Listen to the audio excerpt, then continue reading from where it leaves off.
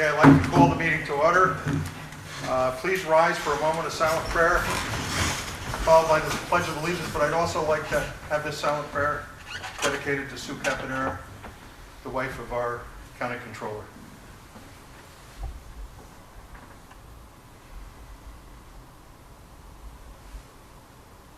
I pledge allegiance to the flag of the United States of America and to the republic for which it stands, one nation, under God, indivisible, with liberty and justice for all.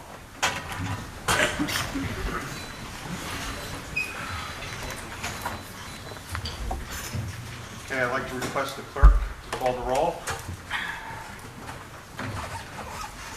Supervisor Basson. Here. Weigelt. Here. Grattan. Here. Benvenuto. Here. Stats. Keaveney. Nair. Here. Lull. Here. Riley. Nabozny. Here. Craig. Here. Chipkowski. Here. Lagonia. Sterling. Here. Cross. Here. Moore. Here. Hughes. Here. Scalera. Here. Guzzi. Here. Teal. Morrell. Here. Knott. Here. Skoda.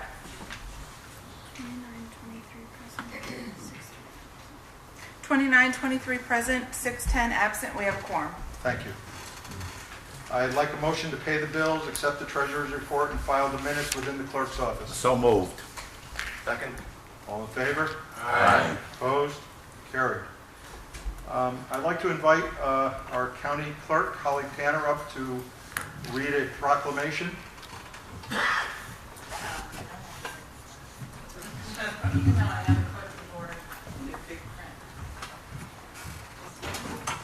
Oh, perfect. It is. Thank you, Chairman and members of the board. So you may have heard April is a lot of things. It's Earth Month, but it's also National Donate Life Month. And so as in years past, the Chairman of the Board of Supervisors is honoring my request to declare for Columbia County that April is indeed National Donate Life Month, whereas Columbia County residents demonstrate their commitment to one another in the most difficult of circumstances through organ, tissue, stem cell, and blood donation, and whereas during National Donate Life Month, we honor donors who provide others with a second chance for a healthy life and encourage more New Yorkers to share this precious gift. And whereas over 117,000 Americans await donation on the Organ Procurement and Transplantation Network waiting list, of which 10,000 are New York State residents. Many are from Columbia County. Whereas many will receive a life-saving transplant, but for some, help will not come fast enough. Whether they are coping with kidney failure or recovering from severe injuries, these individuals' lives depend on the compassion of a loved one or a complete stranger. Whereas across our state, we face a shortage of donors and an urgent need for help. Whereas 85% of New Yorkers think organ donation is good, but only 21% of eligible New Yorkers are registered to become organ donors. And whereas the nationwide average for enrollment is 45%, with some states individually exceeding 75% show-offs, whereas Columbia County is responding with a spirit of generosity that has always defined the character of New Yorkers to always answer the call for help, and whereas each organ or tissue donor can save many lives, and becoming one is simple, you can join New York State's donor registry by indicating your decision on your driver's license or when you register to vote. Whereas there is no age limit for donors, and because some conditions and blood types are more common in certain ethnic and racial populations, the Department of Health and Human Services especially encourages minorities to consider donation. And whereas you can visit hatethewait.org to learn more about the urgent need for donors and to find resources on how to donate. And whereas together we can save lives and give hope to countless American families, now therefore be it resolved that I, Chairman Matt Morrell, Chairman of the Columbia County Board of Supervisors, do hereby declare April is Donate Life Month in Columbia County.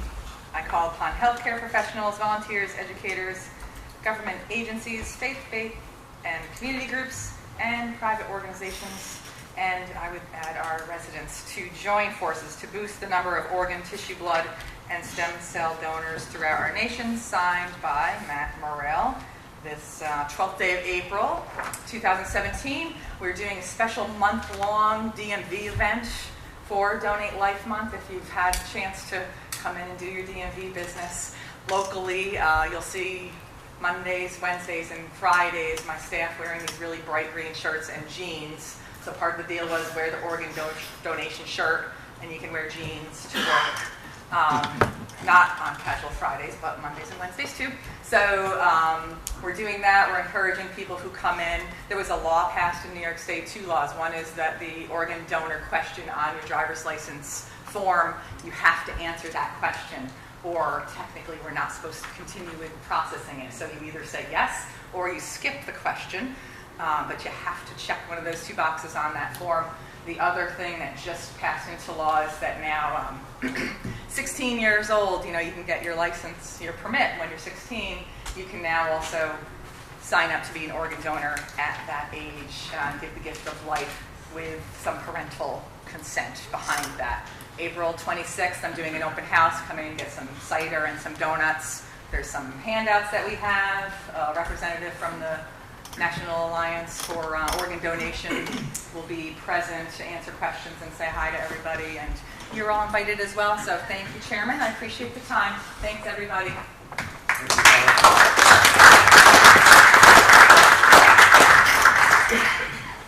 Okay, I'd like to request the clerk read the resolutions. Resolution 129 of 2017 by Supervisor Grattan, 130 by Knott, 131 by Basson, 132 by Scalera, 133 by Nair, 134 by Chipkowski, 135 by Weigelt, 136 by Grattan, 137 by Knott, 138 by Basson, 139 by Supervisor Weigelt. Supervisor Weigelt. Mr. Chairman, I offer these resolutions for adoption. Second. All in favor? Aye. Opposed? Carried. Resolution 140 of 2017 by Supervisor Nair, 141 by Chipkowski, 142 by Weigelt, 143 by Grattan, 144 by Knott, 145 by Basson, 146 by Scalera, 147 by Nair, 148 by Chipkowski, 149 by Weigelt, 150 by Supervisor Grattan. Supervisor Grattan. Mr. Chairman, I offer these resolutions for adoption. Second motion. All in favor? Aye. Opposed? Carried. Resolution 151 of 2017 by Supervisor Knott, 152 by Basson, 153 by Scalera, 154 by Nair, 155 by Chipkowski, 156 by Weigelt, 157 by Grattan, 158 by Knott, 159 by Basson, 160 by Supervisor Scalera. Supervisor Scalera. Mr. Chairman, I offer these resolutions for adoption. Second motion. All in favor? Aye. Opposed? Mr. Chairman, could we also make sure 165 is pulled out separate? Okay. We'll do 161 to 164, and then we'll do 165 separately. Thank you. Resolution 161 by Supervisor Nair, 162 by Chipkowski, 163 by Weigelt, 164 by Supervisor Grattan. Supervisor Grattan. Mr. Chairman, I offer these resolutions for adoption. Second motion. All in favor? Aye. Opposed? Carried. Mr. Chairman, I vote no on 163. Please note. Noted. Resolution 165 of 2017 by Supervisor Knott. Mr. Chairman, before we vote on 165, I would like to make a motion that we table this resolution. I'm not sure what the expediency is for this. It hasn't gone through any committees. And I would like for us to have a budget officer come down from New York State, because obviously if we're going to look to move the cost from the counties to the state level, there will be some ramification at the state level. And I think the taxpayers of Columbia County as well as New York State shall understand clearly what those ramifications are, if there will be any loss of benefits or any gain of benefits. We just don't know. We don't have enough information on this, I believe, at this time for us to move on a resolution like this.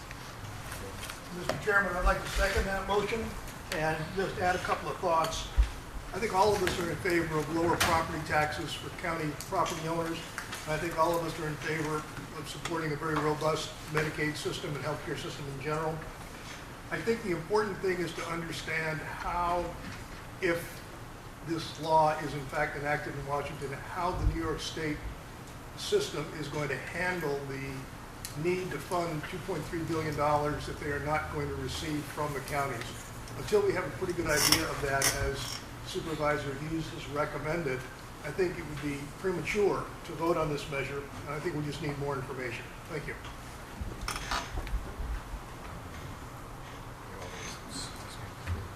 Just as a manner of process, we did have this resolution go through a special finance committee meeting tonight, so it is properly keyed up for the Board of Supervisors. We do have a motion to table in a second, so that can be considered. I'm assuming if you wanted to do that, it would be by roll call. Yes. So it would have to be two-thirds?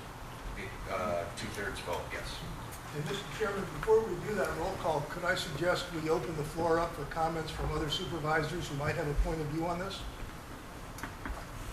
Sure. Thank you. Supervisor Moore? Thank you, Mr. Chairman. In addition to what those of my colleagues have said, I'm concerned that this is a standalone action by John and in his resolution in the context of a much more vexed healthcare and funding milieu and context in Washington, D.C. right now. And we are being asked to support a very small piece of what is arguably a much larger healthcare issue, on which some of us do not agree with the larger initiatives that were undertaken, particularly supported by John and the Budget Committee. I think this is a laudable, in many respects, a laudable initiative, but it would need to have a great deal more. We as a body, I think, would need to have a great deal more understanding of what the effect would be on our finances, and importantly on the health care of the people who depend on Medicaid at this point in this state. And for that reason, I support the motion to table. Thank you very much.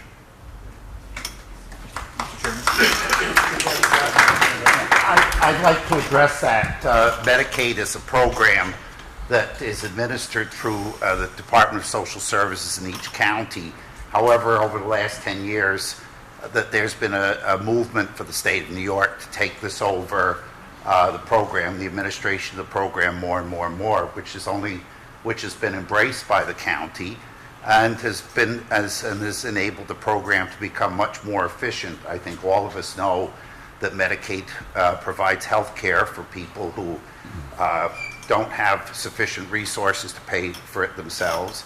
And I should say that's across the board. And it also provides health care for a majority of a tremendous number of elderly and younger people.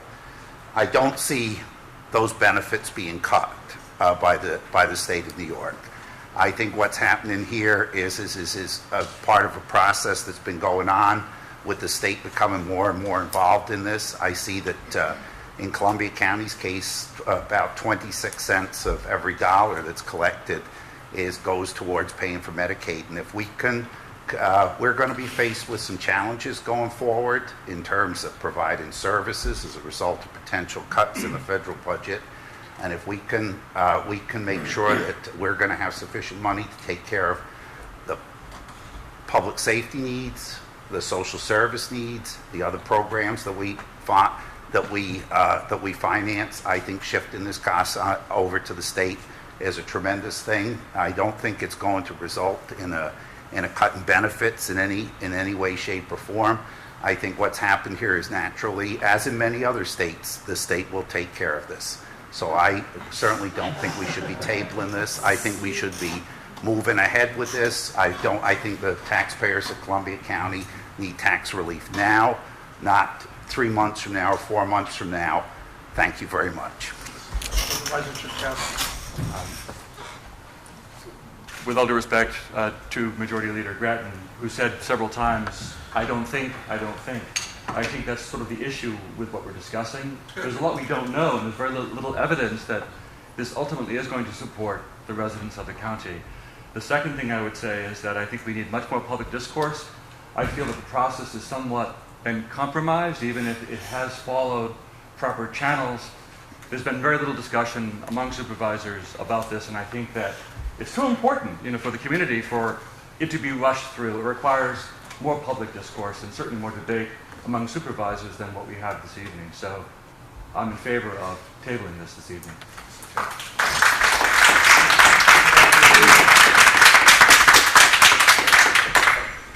Again, all due respect to my fellow colleague, Majority Leader Grattan,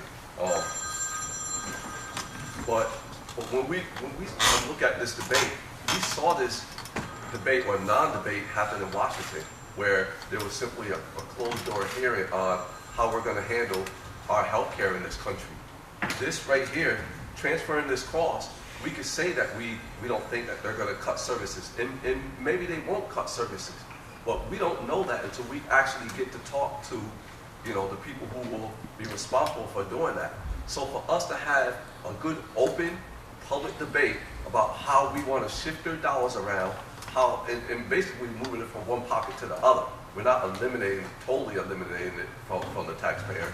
Let's have an open discussion about how that process is to work and what services will be affected.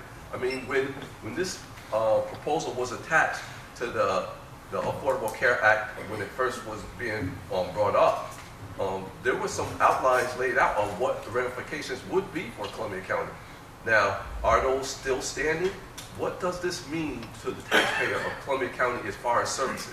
If we say we indeed truly care about the services in Columbia County, we would have an open discussion with the people in here in the room who know what will really happen, so that we can make an informative decision instead of kind of just guessing and speculating.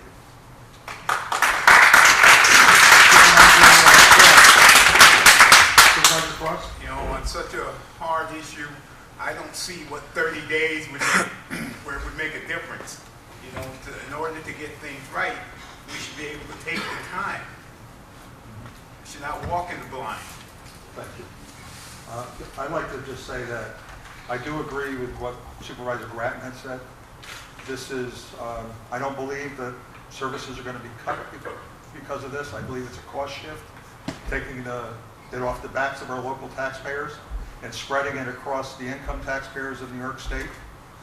I think it's, our taxpayers, as Mr. Grattan said, or Supervisor Grattan said, need a break. We've been paying quite a bit of money for a long time on a small, basically, group of people. So I'm supporting the resolution, and at this point, I guess we'll vote on the resolution. On whether to table. Whether to table or not. And this would require a 2/3 weighted vote to table. So we're voting now, a yea vote is to table, Yea is to table, no is to not table. thank you. Mr. Chairman, Yes. first I'd like to ask, is there some sort of time frame on when we would need to vote on this resolution, or in accordance to how it's proposed on a national level, if there's a time limit on? No, I'm not aware. There's how many supervisors not here tonight? 6? 6. How would those be counted? They count as a no vote. They count as a no? Okay. Yep. Supervisor Basson. Yes. Supervisor Weigel. No. Grattan. No. Benvenuto. No. Stats. Keaveney. Nair. No. Lull. No. Riley. Navasny. No. Craig. No. Chakowski. Yes. Lagona. Sterling. Yes. Cross. Yes. Moore. Yes. Hughes. Yes? Scalera. Yes. Guzzi. No. Teal. Morel. No. Knott. No. Skoda.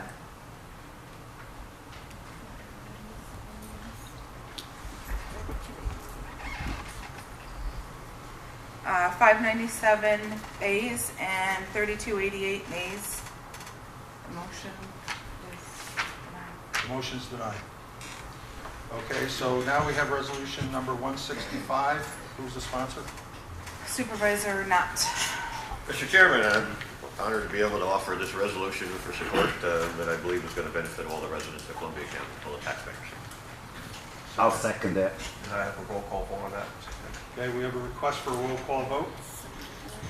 Mr. Chairman, before we vote, could I just ask, would it be the intention of the county, if this law were passed, to pass on to the taxpayer 100% of the reduction in property taxes caused by this law? Yes. In my intention, it is, yes, speaking for myself. And could I ask another question, sir, and that is, when will this House resolution be acted on? Do we have any idea? I think we're out of session for 2 weeks. I'm assuming within a 2-week period, they'll be back in session. I'm not sure where it would appear on that calendar. Is it likely to become part of a larger healthcare act?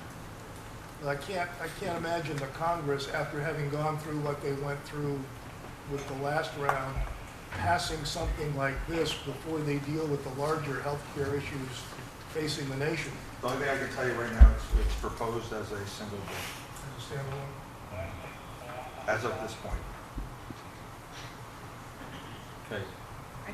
And one other question. If this law is passed, do we have any idea of what the implementation timeframe is? 2020. 2020. Yes. Phased in is what we're So that's 3 years down the road. A lot can happen in 3 years. I just don't see the urgency in dealing with this tonight, but Mr. Chairman, this resolution, if we pass it tonight, it's basically being sent to the state.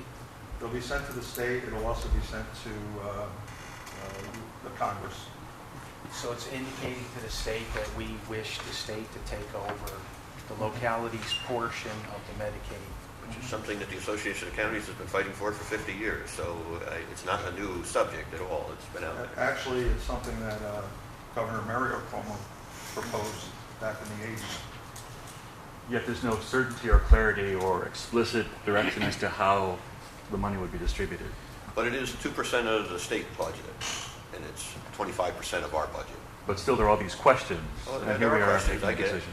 But just as just as every year the state has passed down mandates to the county and said you're operating under a tax cap, but you're now required to take on some new costs. We find ways to do it. I think if tasked, the state could easily find 2% of their budget as well too that would cover these costs. They're not going to shut down nursing homes and hospitals because of $2 billion. Well, to That's what I believe. Supervisor Knott's point, I mean, when we had our congressman, when we elected Congressman Fassel, we sent him down there to lobby on our behalf.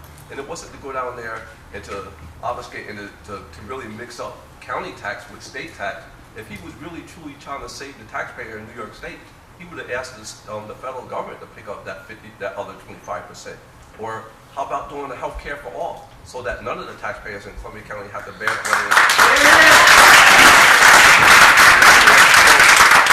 So if we're going to have that argument about taxes and who should be paying for it, let's have health care for all. Let's not try to push the dollar from the county to the state and put it in the form of an income tax. It's still a tax on the local taxpayer. Thank you. This will call the question. If you read the roll call, please. Okay. Basson. no. Weigel. Yes. Bratton. Yes. Benvenuto. Yes. Stats. Keeney. Nair. Yes. Lowell. Yes. Riley. Navazny. Yes. Craig. Yes. Chipkowski. No, simply because this requires more discussion and open debate. Livonia. Sterling. No. Cross. I don't see the urgency, no. Moore. No. Hughes. Yeah, Mr. Chairman, there's no way that we should be entertaining something like this without having a public discussion. And in fact, I can't believe the nerve of Congressman Fassel to even bring a resolution like this to us. If he get to Washington, if he was really, again, advocating on our behalf, instead of him saying publicly that he was going to vote for a health bill that only 17% of the people in the country supported, he should have been down there saying he supports health care for all. I cannot believe that we have something like this in front of us. And I absolutely say no.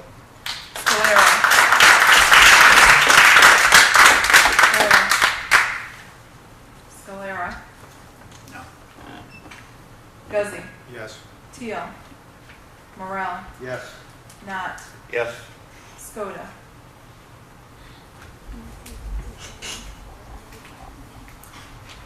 $23.50 A, 1185 nay. The resolution passes. Shame on you. The resolution. Can I have a motion to adjourn? I'll make a motion to adjourn. Motion second. All in favor?